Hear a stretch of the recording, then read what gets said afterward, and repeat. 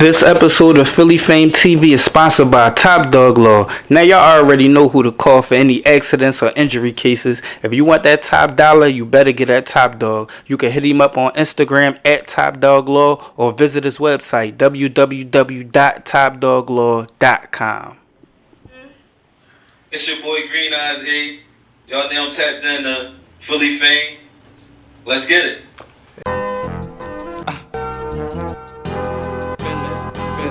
Philly F.A.M.E.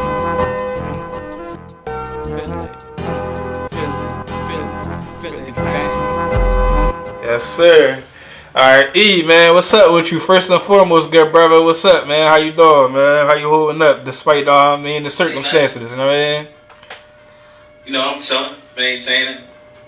Right.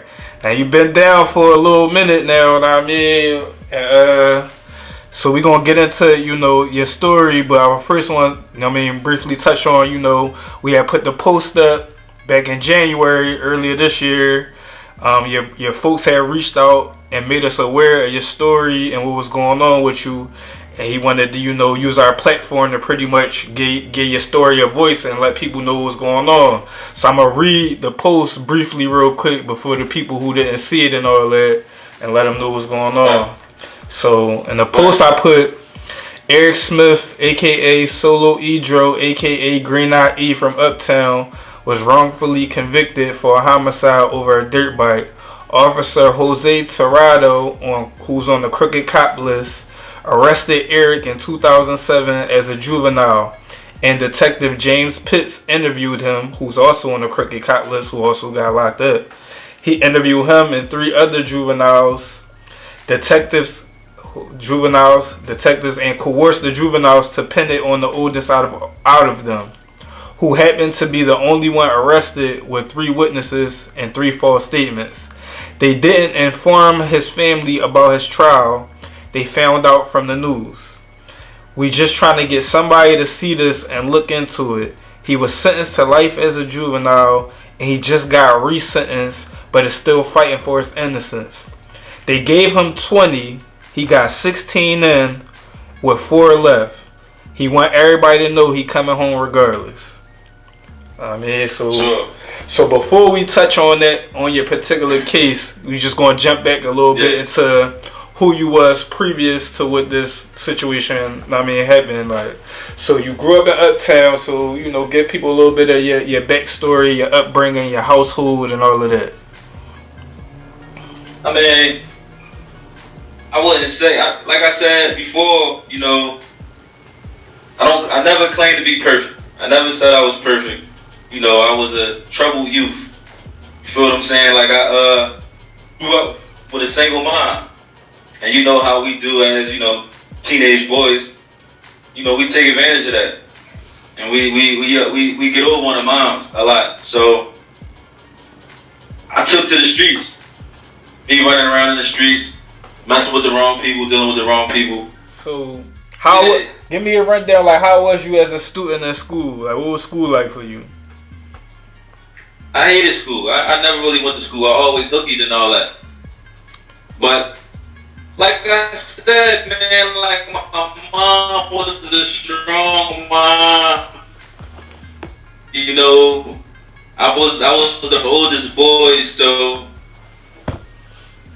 a lot of the stuff that I did, this question is kind of hard for me because there's a lot of stuff about my childhood I ain't really trying to put out there. You know what I'm saying? Gotcha. So that's why I don't really want to talk too much about the childhood. But like I said though, this is what you can put, and you can show. People that know me know that I was a troublemaker. They know that I got into a lot of shit. Like I said, I don't claim to be perfect, but for the situation I'm currently incarcerated for, I'm actually and factually innocent, and that's something that I would like to get into. Right. So let's get into that. So this particular day that went down where the situation happened, the cops was in the process of locking up, some other kids, some other juveniles for this situation. Right. And you just so happened to be walking up to the scene or coming up to the scene, and then that's how you kind of got involved. So give people that story, like. I'm gonna give people the game on that one. Listen, the reason how I got caught up in this situation is because it was two guys. You know, they was hemmed up by the cops, two juveniles. They was hemmed up by this cop dude. And you know how it is in the hood when it's commotion with the cops and we see all these cop cars and shit. Everybody went around there. I was one of the people that went around there. So this was in your neighborhood where you was at? In your neighborhood? Yeah, in my neighborhood, yeah. So the cop boy that had the two juveniles hemmed up, this is the same cop boy that I had multiple run-ins with. So you know me, being a juvenile, I go over there, I'm taunting him, I'm saying stuff to him, yeah man. And what he did was, he said, damn, didn't I tell you last time to stay from around here? I can't stay from around here, my mom lives around the corner. But long story short, he grabbed me up, put me in a cop car, and when I was in the cop car, I'm just thinking he's just trying to scare me, you feel what I'm saying? But I heard him say something that was a little alarming to the other guys and behind the cop car. He said, y'all best bet is to blame it on him. You know, at the time, I didn't know what it was. I didn't know what I was about to be blamed for until, later on. And that's when they took us to, homicide and all that stuff. But the reason for all of that, a construction worker had called in and said that he saw 3 teens pushing a dirt bike, a green dirt bike. So basically, I was being wrapped up as being one of the 3 teens that was pushing the dirt bike. You feel what I'm saying? Because they had two teens on the scene, and then by you coming, you would make the third one. I mean, I made the third one. You feel what I'm saying? So when we got the homicide, this case was so high profile, bro. So it really didn't matter. This is what I really wanted people to understand. It really didn't matter who they charged. Their whole tactic was trying to get him to say him, trying to get me to say him. They didn't really care. They just knew we not letting all y'all free. You feel what I'm saying? Somebody got to get charged for this. Right. And like folks put on the post, to this day, I feel like being so I was the oldest and I was the one with the criminal history at the time. I done been locked up like 6-7 times at the time. So it was easy for them. You fit the profile. Yeah, you fit the profile. Exactly. Yeah. But and we can get in. It's more like it don't just stop there. Like it's definitely more. Like they did a lot of things. Yeah, we gonna get into some of the stuff they did. So I just want to recap a little bit and get people up to speed on what's going on. So it was 2 other juveniles who you did not know from a can of paint. You never seen them before. Right. They didn't know you. Right. They just put y'all all together and say y'all all together on this case. So then they. Yeah. So the detectives who we mentioned, James Pitts, who on a crooked cop list, locked up, currently locked up. He coerced and forced these guys and stalked them and threatened them. Pretty much like if they didn't go follow through with pinning this on you, he was gonna do something to them and their family. Exactly. So and then the kids that signed the statements didn't even read them. They just was signed. They probably was being interrogated for hours, threatened, smacked around. They just signed it and got out the way. So then later on, as time went on, they ended up recanting these statements. Exactly. But the judge, that's where we at now. Yeah, and one of the judges who heard it kind of ignored these statements. So speak a little bit on that, going through that process. Oh, last year I had an evidential hearing where, the second witness had ended up coming forward and saying that this corrupt cop, James Pitts, was stalking him and, intimidating him, showing up at the school and, basically trying to scare him into coming to trial and testify falsely to a statement that he never even seen. You feel what I'm saying? He just signed it real quick, so he didn't even know what was said. So everything in there was stuff straight from the minds of these detectives. You hear what I'm saying? The case was a media sensation because it came straight from these detectives. You feel what I'm saying? So that's one of the things. And like you said, the judge that I got, she a tough judge, and I really feel like she on the tip. Like I just resentenced this boy. He getting out. I'm not about to let him get all the way out because you get out on that, then you get to sue and all of that stuff. So they trying to make me go the long way. And she also denying my homicide file. You know, a homicide file was full discovery to see things that was withheld from you and all of that stuff. And we know things that's going to be in a homicide file, me and my attorneys. You know, one of the things that's going to be in there is lab reports. They got lab report DNA evidence on a completely different guy that ain't me, that I could have used at trial to prove my innocence. But, you know, and that's one of the strongest things, that they not letting me get that information, though. So I think that if somebody hear my story and they really know the law, that's one of the parts that they going to know, like, that's wrong. Right. You feel what I'm saying? Right. And I want to jump back too to make note of this, because you spoke on your attorney now. I mean, that's helping you fight the situation now. But at the time, right. none of you guys had attorneys present. None of you guys had parents present, and you all were juveniles, correct? Right. So you guys were being questioned, interrogated, and these guys signed statements without anybody present, and they was juveniles. No, what you just say? I said the witnesses, the guys that signed them statements, they signed it without nobody present. Oh yes. So that it was juveniles, no parents or attorneys present. Yeah, so I wanted to make people aware. I want to make people aware. Yeah, they was illegally obtained. Them Jones shouldn't even have no weight. But at the time, you know, they gave me a court-appointed lawyer. They took advantage that, you know, I was poor. I didn't really have no support like that. And they seen it, and they ran with that. Like, one of the things I wanted to say about the attorney that they gave me, a trial attorney, like folks put on the post, he took me to trial without, you know, letting my family know, without letting me know. He prepared no strategy. We had no defense.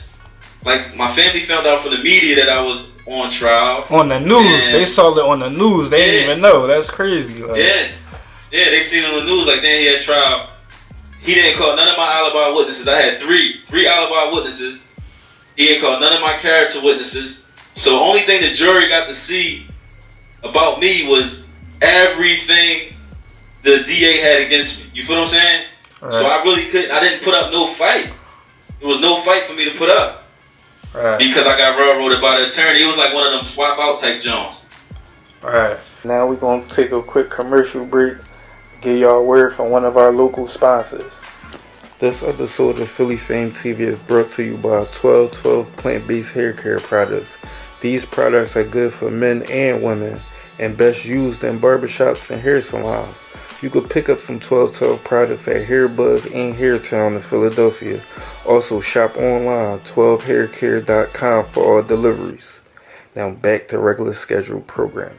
And also when bro sent me the information about, you know, the situation and all that, he showed me like some pictures of people like outside protesting and all of that. So speak on like the process you've been going, because I mean, make people aware. Like, I mean, you was 16 when you got locked up. Man, listen. And you got 16 then. So yeah, give them the process. Like, yeah, all that stuff that's been going on, trying to get out of there. Listen, it's an uphill battle, man. An uphill battle. Like, I just got a lot of fight in me, and I'm never gonna give up. Like, even when I come home, like I said, I'm gonna still continue to fight to try to get my name cleared. But for the most part, they don't really. Like, these appeals is cat, man. Like, these Jones is they rigged up. Like, it's like they pick and choose who they want to let out. And if you look at my case, you know, with an unbiased eye, you gonna see like, yo, this guy was wrong. I really feel like I should have been one of the first cases that was fixed. Like, I see cases all the time in the newspaper, and they got less. They issues not as strong as mine, and they just walking out. So that frustrates me more, and that just makes me fight even more. And when you talk about my people's protesting and all that, that's because they believe me. They understand my story, and you know they want justice. And we starting to realize that the people that's making the most noise is the ones getting the rhythm. You feel what I'm saying? Right. So I can be in here all day long telling these jailhouse stories about how I was wronged and all that. But if I don't start pushing my shit out there to the streets and to the support and, you know, people that may want to support me and making some noise, like, I'm just going to be stuck in this junk. So this is why I start putting my story out there. But like you said, though, it's an uphill battle. Right. And All right, I'm jump in. Just to make it clear too for people, like when bro reached out, one of the reasons why I wanted to do it and what intrigued me about it, interested me in it, is because in the post, like I said, you got 16 in and you got 4 left, so you coming home anyway. So if you really, you know what I mean? Sure. So you could have been just chalked it and said, man, I'm gonna just walk it off and do my time, and I'll be out in a couple years. But for the fact that you like, nah, man, I'm still trying to let people know I'm innocent, that made me like feel like bro really telling the truth, like, cause who would go through all of that still when they know they coming home, like. Right, no question. And I really think in my situation, a lot of people be scared and they step away because how high profile it was. My case was so high profile, so they made me look like this evil dude, like I'm just out here just killing people for no reason. You feel what I'm saying? Right. So a lot of people when they look at they fake facts on Google, they like, man, this boy guilty. You feel what I'm saying? So they don't give me the benefit of the doubt and really look into it with an unbiased eye. My case, I got 5 detectives on the case that's on the do not call list. You feel what I'm saying? We got lab reports of somebody else's fingerprints that they done withheld from me. You feel what I'm saying? On one of the jurors on my case knew one of the detectives on the case, and she was still allowed to be a juror on the case. That's wrong right there. On top of that, we got and I'm not trying to make it seem as if I was just framed and I'm a big meech kind of guy and they just wanted to just blame me with the John. People gotta understand that when it's a high profile case, it's so much pressure from the community. It's so much pressure for them to get a conviction, so they really do whatever they gotta do. It wasn't about me. This case could have been on anybody, and the same things would have happened. You feel what I'm saying? Right. Just because of the publicity it got. It got too much publicity, so I was from the start. All right. And then recently, somebody, I think you mentioned that recently, somebody who James Pitts was on their case, he recently came home from him. From him being on that case, like. Yeah. So they've been overturning some of the people who he had, helped get convicted and all that. So you just waiting on your relief. And I'm waiting on my relief, yeah. And in order for that, with that being said, for people that's tapped in, one of the ways you can speed up the process is by reaching out to the lady, Samantha. What's her name? Samantha. What's her last name? Her name is Samantha Milliman. She's a news reporter in the city. Right, for the Philly Inquirer. And she real influential. Yeah, go ahead, speak on how why she could be helpful and how people can get at her. Her stories, like when she put stories out there. Now I'm gonna say this. I've been trying to contact her for about 3 years. Me and her been communicating back and forth, but I don't know, for some reason she not touching my story. I don't know why. I don't know if I ain't give her enough game or if I don't got enough people reaching out to her. I'm not sure why. But I know that I got a story that, she should want. My story is truthful, it's credible. It got all the twists and turns, it got the corruption, it got everything in it. And like I said, for the last few years, it's like everybody she tells stories on, they get out. They get out because when she talk, the DA office listen. You feel what I'm saying? Because she not just putting no BS stories out there of guilty people. Like, she put real stuff out there. Guys that got Brady violations. Guys that's just wrongful convictions. And I'm one of those guys. My case been pending in the integrity unit for about 5 years. Like, that's unheard of. But they know that I got something. They know that I got something because I've seen guys put they CIU joints in, and the DA would deny it within 2 to 4 months. So for my joint to be pending for 5 years, that's one of them joints that I feel like they know that they just can't just deny it real quick. With all them corrupt cops on my case, them dudes being juveniles at the time, being questioned with no parents, no attorneys. They done recanted. You got these guys being stalked by the detectives. It's so many things that went wrong in my case that it's to the point where they gotta make it right, and that's just how I feel. Right. So you, like I said before, you was 16 at the time you got locked up. You got 16 in, and you looking to come home in 4 at the most. But if we could speed up the process, like people watching, if they can, help support and help, get at Samantha, and she can, look into it. They put some pressure on her, get her look into it and break the story. Then hopefully that can speed up the process, and you can be out, before the 4 years is up. Know what I mean, like, so that's what you pretty much banking on. So before you ain't really put the story out there, it was just you and your folks. But now you trying to, let the people out there know. So hopefully somebody that's watching and hearing, can help the situation. So I mean, to recap the whole story, pretty much like. You was a young guy, you got from the city, from Uptown, single mother. I mean, you ain't never, like I said, you ain't claim to be innocent or no angel. As far as like, I mean, you did some trouble, you did some things in your past. But for this particular situation, I mean, you had nothing to do with it. And I mean, you want people to know that, like, just because you did some things in your past and you might have got in trouble before, you got locked up for the trouble. You did your time for that. So just because you got in trouble before, don't mean you should be, sitting for this. Like, cause people can see, well, he was in the streets and he a troublemaker, so it's like, nah, just that don't mean that. Like, because the person who did this is out here probably still running around, like. Exactly. So, at the end of the day, he didn't do it, and he's standing on that, and he got proof, and he just need people to look into it. So tap in, get at her, Samantha. Say her last name.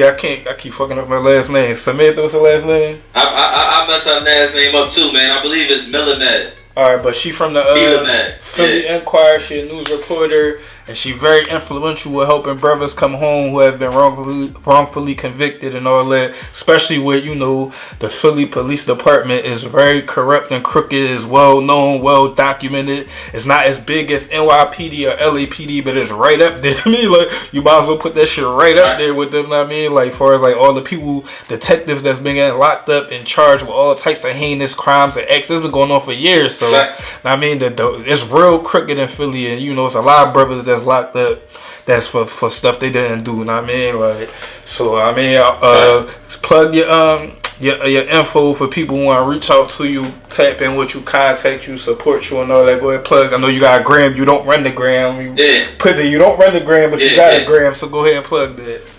My folks run the gram for me, man. The new joint just set it up at Solo _Edro. That's EDRO. But listen, though, I wanted to say something about my man. My man, he putting a book out this month. His name Khalil Murray. It's called Philadelphia Corruption Uncovered. And my story in there, my story is actually that's heavy. That's heavy. So he talking about all the corruption going on. All right, that's what's up. Yeah, that's heavy. That's heavy. Yeah. Good job, man. I'm happy that he allowed me to be a part of that. Like I said, my story is chapter 4. Good John, I went in detail about everything. Yeah, man. So whatever we couldn't get here, you want to know more about my story, just grab that book and you'll know more about the story. Then I got my own joint coming out next, the one after that. Let's say June. Yeah, man. June, I got a joint called 10 Toes Down about to come out. It's a fiction joint, but like I told you before, I'm a writer. That's what I love to do. And while I'm in here, I just I write. So I'm trying to drop these joints before I come home. Now, leading up to when I come home. You feel what I'm saying? Right. And before I let you go, bro, I just want you to briefly touch on, 2 things, and they kind of go hand in hand. So one thing I want you to touch on is your experience growing up in there. Like I said, you was a young boy when you got locked up, and now you're an adult. So I just want you to touch on like what it's been like for you. I want you to give the people the insight so they can understand like what it's been like for you going through that process. Like, it's definitely hard. It's hard, knowing that I was like the backbone for my family. You feel what I'm saying? So being in here and certain people struggling and not being able to help out, so sometimes I feel like a failure when it comes to that. So I'm dealing with that kind of, that's a hardship for me. Family members dying and getting sick and stuff like that. But it gets to a point where all you know is jail. So it's definitely gonna be hard for me when I do get out there. Being locked up for so long, I missed out on so many different things, being able to experience life. You know, all my 20s, that's done. You feel what I'm saying? That's gone. So it's like, there's so much that I can't get back. But, you know. You got a lot more life to live, though. I mean, like, you're still fairly young. Sure. I mean, I gotta let the people feel it, though. Yeah, I know. No, that's why I want you to tell them, because it's not as common. Like, we hear people locked up. I mean, it's common in a way, but it's not common to hear, you know, from somebody who really lived it. Like, far as like a young boy who grew up like literally half his life in prison. Like, know what I mean? And so you really had to grow up from a young man to a grown man. So a lot of stuff you had to learn in jail. Like, so it's a lot of stuff you ain't gonna know about when you have to relearn when you come home. So like, just giving people that insight, especially for somebody who was in jail for something they didn't do. Like, know what I mean? That's a different level of it. So I want people to really understand that. I mean, so the second and last thing I want you to touch on is you know, being so you've been in there for a minute, you've been seeing the young boys coming in there since you've been in there, or everybody coming in there from the city, from the streets and all that, and you've been seeing why and what's going on, and been getting abreast on how the city has changed since you've been in there, like all the new wave and all the new stuff that's going on in the city. So if you, based on what you've seen and what you've been through, if you could, you know, share a message for a young boy out there, even though you know they don't listen, you know, it's hard to tell young boy stuff, it's hard. I mean, but if you did have a young boy ear and he could hear you out, I mean, to avoid falling in the situation that a lot of people fall in as far as being in jail, what would you say so if you could say anything? I mean, when it comes to those type of young boys, the young boys that's on that thin line, I feel like the people that they looking up to, them influences in their life, whether negative or positive, we gotta give them something different to think is thorough. You feel what I'm saying? Like, we grow up and want to be a gangster, we automatically, you know, think being gangster is illegal stuff or you know, the fly stuff. We just got a messed up way of thinking, so we gotta just lead by example and just do different things. Get a young boys different things to look up to. At the end of the day, they ain't gonna listen. Like, I pat myself on the back because I feel like I became somebody today at age 32 that the 16-year-old version of myself would have looked up to. You feel what I'm saying? Yeah. So that's an accomplishment for me. Yeah, I feel that. So what about male visits? I mean, how has that been for you throughout the years you've been in there? It's been up and down, man. Like, you know, having a life sentence. I ain't gonna lie though, I was getting way more love when I had a life sentence. To keep it 100 with you, like, I felt like I was getting visits damn near every week when I had a life sentence. No, you gotta break that down. That's cool. Hold that. That's crazy to say, bro. So you telling me that, ain't that something? When you got resentenced, you feel like you got less love when people knew you was coming home? No, I kept that shit a secret, bro. I kept that shit a secret. I've been through so much betrayal, so much heartbreak, so much nut shit going on out there. I just said, you know what? Some motherfuckers don't even deserve to know I gave that time back. So I just kept that shit to myself, and I'm like, I'm just gonna pop up. Yeah, man, I've been through so much stuff, like close homies snaking me, trying to hit the chick that I got riding for me. You feel what I'm saying? Right. So it's like, you know, that's a normal jump on in here though. That's normal for everybody. Everybody go through that's booked. But it'd be like, damn, like, you know your homie got a will and you not even really carrying it for him. Let him rock out. Like, if she going up there every week, let her go up there every week. You know what I mean? Right. So it's like dudes throw salt in the game and all that. So I went through that, but I lose that one, get another one. Lose that one, get another one. Lose that one, get another one. You feel what I'm saying? So I always had visits and all that. But right now, like, I've been on the tip, like, I'm focused on me, myself, worried about what I'm going to be when I get out there, what I'm going to do when I get out there. And this jail shit over, though. Like, my mindset not on jail no more. Like, I know I'm about to be out there in a little bit. And I know what I'm going to do when I get there. That's just what I'm on right now. Right. I'm happy. I'm excited. Like, I ain't worried about nothing else but that. No, that's what's up. No, I completely feel it. And I'm glad you got that. Know what I mean, that mentality, bro. All right, man. Is there anything else you want to touch on before we, know what I mean, get up out of here? Anything else you want to let the people know that you ain't get a chance to let them know? Anything you want to address, clarify, anything at all? No, I mean, that's really it, man. Just get with me, man. I'm trying to get the followers up on the gram. I'm going to be putting little videos out there, telling about more about my story. I'm going to be putting out facts and showing how I'm innocent on that job. And I'm just going to keep pushing, my word out there. I'm tired of just being quiet in this job and sitting back. So y'all going to get more from me. More of my books going to be coming out. And just stay tuned. So just, stick with me. Like I said, at Solo_Edro, my folks running that joint for me. That's really it, though.